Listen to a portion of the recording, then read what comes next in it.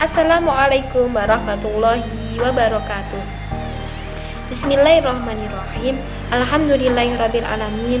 Wassalatu wassalamu ala asrofil anbiya'i wal mursalin sayyidina wa maulana Muhammadin wa ala alihi washabihi ajmain.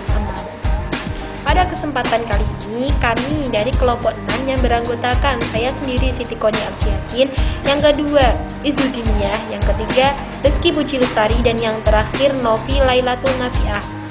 Di sini kami akan menjelaskan materi akidah akhlak dengan tema strategi pembelajaran tematik akidah akhlak. Sebelum menjelaskan, terlebih dahulu saya akan menjelaskan poin-poinnya. Poin yang pertama di sini yaitu ada strategi pembelajaran. Yang kedua yaitu macam-macam strategi pembelajaran. Yang ketiga ada pengertian pembelajaran tematik. Dan yang keempat yaitu ada pengertian pembelajaran akidah akhlak. Dan yang terakhir yaitu ada strategi pembelajaran tematik akidah akhlak. Langsung saja, di sini saya akan menjelaskan mengenai pengertian strategi pembelajaran. Sebelum saya menjelaskan, terlebih dahulu saya akan bertanya kepada teman-teman, apakah sudah mengerti apa itu arti dari strategi dan apa itu arti dari pembelajaran?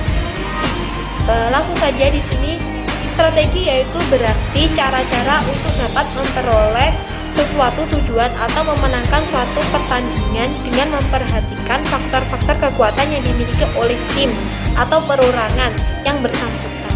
Sedangkan istilah strategi bila dimaksudkan dalam pembelajaran di sini yaitu berarti cara atau kegiatan-kegiatan yang dilakukan agar tujuan pembelajaran itu bisa berhasil, di mana keberhasilan itu melibatkan peran seorang guru dan siswa.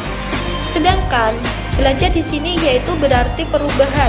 Perubahan yang dimaksud di sini yaitu perubahan yang telah terjadi di dalam diri seseorang setelah melakukan aktivitas tertentu.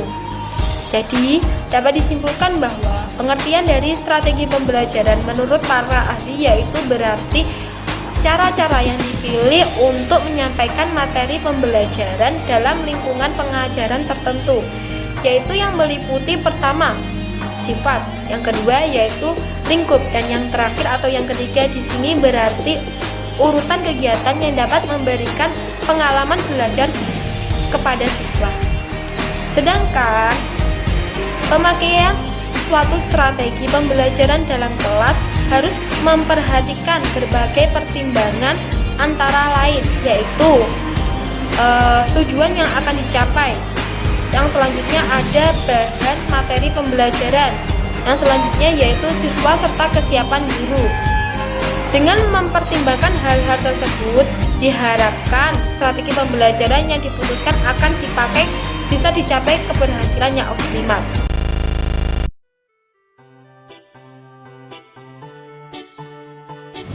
Baik, nama saya Izudiniyah. Saya akan menjelaskan tentang macam-macam strategi pembelajaran. Macam-macam strategi pembelajaran itu ada 7. Yang pertama yaitu strategi pembelajaran ekspositori. Strategi pembelajaran ekspositori ini lebih menekankan kepada penyampaian materi secara verbal dari seorang guru kepada peserta didik. Ini gunanya membuat peserta didik ini lebih menguasai materi yang telah disampaikan secara optimal. Ciri utamanya yaitu guru menggunakan metode ceramah. Ini lebih memudahkan guru dalam menyampaikan materi, tetapi membuat peserta didik ini kurang aktif, kurang melibatkan aktivitas peserta didik. Seperti itu. Yang kedua yaitu strategi pembelajaran inquiry. Strategi pembelajaran inquiry ini lebih menekankan kepada kemampuan siswa dalam berpikir secara logis, sistematis, dan kritis. Ini lebih menekankan kepada kemampuan siswa agar lebih berpikir yang kritis tersebut ya, secara mandiri. Seperti itu. Yang ketiga yaitu strategi pembelajaran berbasis masalah. Nah, strategi berbasis masalah ini salah satu model pembelajaran yang inovatif, di mana strategi ini melibatkan siswa dalam mempelajari pengetahuan yang berhubungan dengan masalah tersebut. Yang keempat yaitu strategi pembelajaran peningkatan kemampuan berpikir. Strategi pembelajaran peningkatan peningkatan kemampuan berpikir ini strategi pembelajaran yang bertumpu kepada pengembangan kemampuan berpikir melalui telah fakta-fakta atau pengalaman di kehidupan yang nyata. Yang nomor 5 yaitu strategi pembelajaran kooperatif. Kooperatif ini kerjasama ya, jadi kumpulan kelompok-kelompok kecil dari peserta didik, misalnya ada 5, 6, sampai 7 peserta didik untuk membahas suatu masalah yang dikerjasamakan, yang dibahas secara bersama-sama untuk mencapai tujuan masalah tersebut, untuk membahas masalah sampai selesai.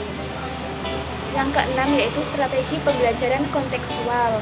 Nah, konsep belajar ini membantu guru mengaitkan antara materi pembelajaran dengan situasi yang nyata dan mendorong siswa untuk menghubungkan antara pengetahuan dengan penerapan yang ada di kehidupan nyata ini. Yang terakhir yaitu strategi pembelajaran afektif. Strategi pembelajaran afektif ini lebih menekankan kepada sikap afektif, seperti afektif itu bertanggung jawab. Misalnya guru memberikan tugas kepada peserta didik, apakah peserta didik itu mau bertanggung jawab atau tidak. Strategi pembelajaran afektif itu seperti itu, mengajarkan rasa tanggung jawabnya kepada peserta didik. Seperti itu. Terima kasih.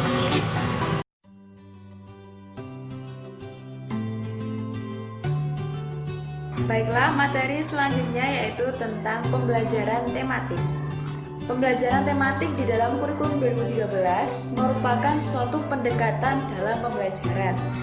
Pembelajaran tematik diartikan sebagai suatu pembelajaran yang menggunakan tema untuk mengaitkan beberapa mata pelajaran sehingga dapat memberikan pengalaman yang bermakna bagi peserta didik. Berbicara tentang tema itu apa sih? Tema itu adalah suatu pokok pikiran atau gagasan pokok yang menjadi suatu pokok pembicaraan.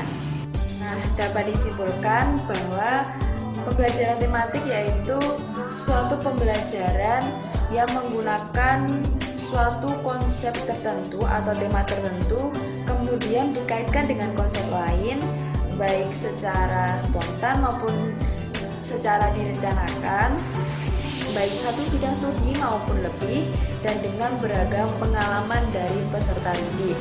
Jadi di sini pembelajaran tematik itu merupakan suatu pembelajaran dengan tema sehingga memudahkan peserta didik dalam mengaitkan informasi baru yang ia dapat, dan tidak hanya berupa pengetahuan baru, tetapi peserta didik itu dapat membuat suatu kegiatan yang menghubungkan konsep-konsep untuk menghasilkan pemahaman yang utuh, dan konsep tersebut itu akan benar-benar dipahami oleh peserta didik dan tidak mudah dilupakan.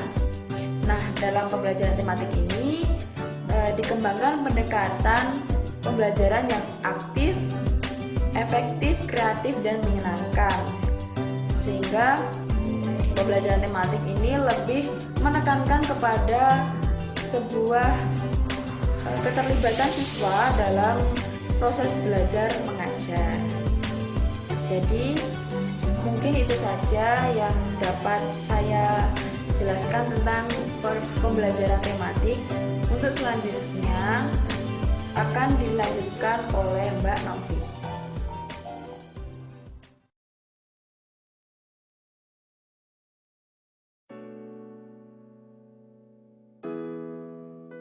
Selanjutnya saya akan menjelaskan tentang pengertian pembelajaran akidah akhlak. Dan sebelumnya kita ulas dulu apa itu pengertian pembelajaran. Pembelajaran pada dasarnya merupakan upaya untuk membantu peserta didik agar dapat tumbuh berkembang sesuai apa yang tujuannya. Dalam proses pembelajaran harus selalu diupayakan dan selalu terikat dengan tujuan. Maka dari itu segala kegiatan interaksi, metode, dan kondisi pembelajaran harus direncanakan dengan sesuai pembelajaran mengacu pada tujuan pembelajaran.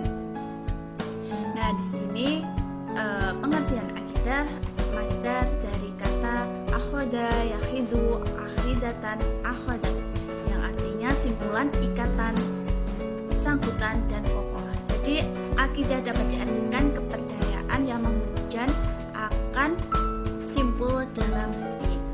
Dan akhlak di sini secara etimologi berasal dari kata khuluq yang artinya dipengerti etika dan moral.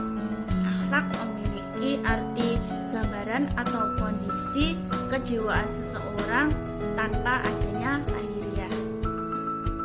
Akhlak merupakan sikap yang telah melekat pada diri seseorang dan secara spontan diwujudkan dalam tingkah laku, perilaku, perbuatan sehari-hari.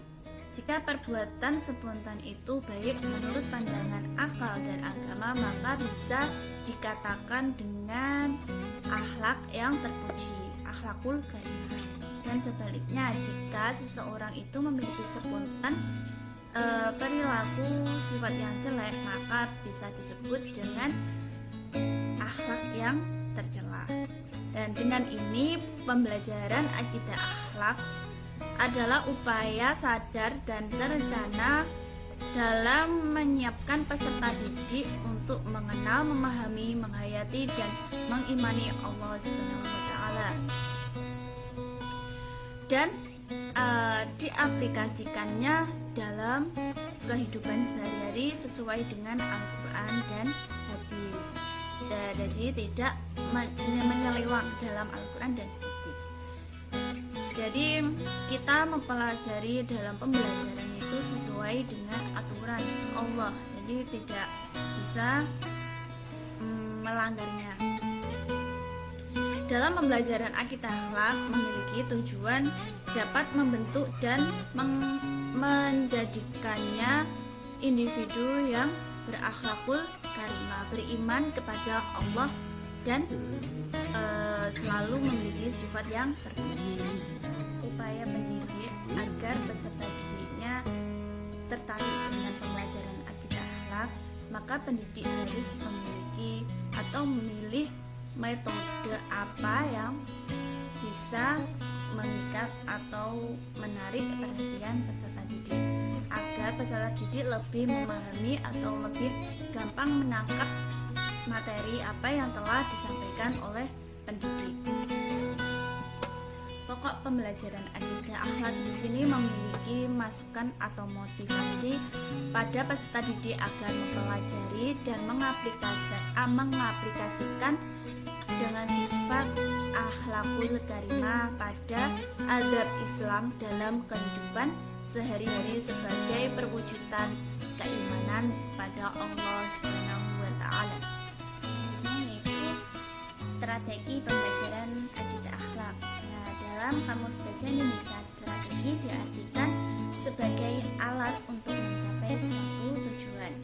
Nah, untuk mencapai suatu tujuan tentu sangatlah tidak mudah ya. Diperlukan strategi yang tepat dalam proses pembelajaran. Nah, tujuan pembelajaran di sini sangat erat dengan strategi apa yang akan digunakan. Nah, oleh karena itu sangat diperlukan strategi apa yang tepat untuk membina siswa untuk berpikir mandiri, kreatif, dan sekaligus aktif terhadap berbagai situasi yang mungkin terjadi dan sudah terjadi.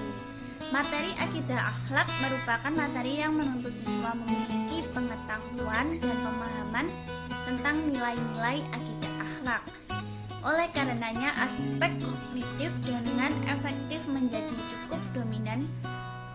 Ada beberapa strategi yang digunakan dalam pembelajaran akidah akhlak di sini. Yang pertama yaitu strategi ceramah. Strategi ceramah bisa digunakan dalam pembelajaran akidah akhlak di sini. Karenanya dengan kita menjelaskan sesuai apa yang sesuai yang terjadi dalam keseharian. Nah, strategi ini mungkin mudah untuk dicerna atau ditangkap oleh peserta didik.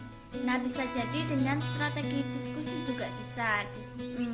Dengan kita dalam mempelajari akidah akhlak ini, peserta didik bisa disuruh untuk diskusi dengan antar kelompok. Dan tugasnya pendidik itu untuk apa? Tugasnya pendidik hanya melihat atau mengikuti alurnya diskusi peserta didik. Nah, mungkin strategi itu sangat dominan atau sangat berguna, bisa untuk peserta didik lebih mudah menangkap materi yang telah disampaikan oleh pendidik. Nah, sekian presentasi dari kelompok kami. Apabila ada salah katanya, kami mohon yang sebesar-besarnya. Wassalamualaikum warahmatullahi wabarakatuh.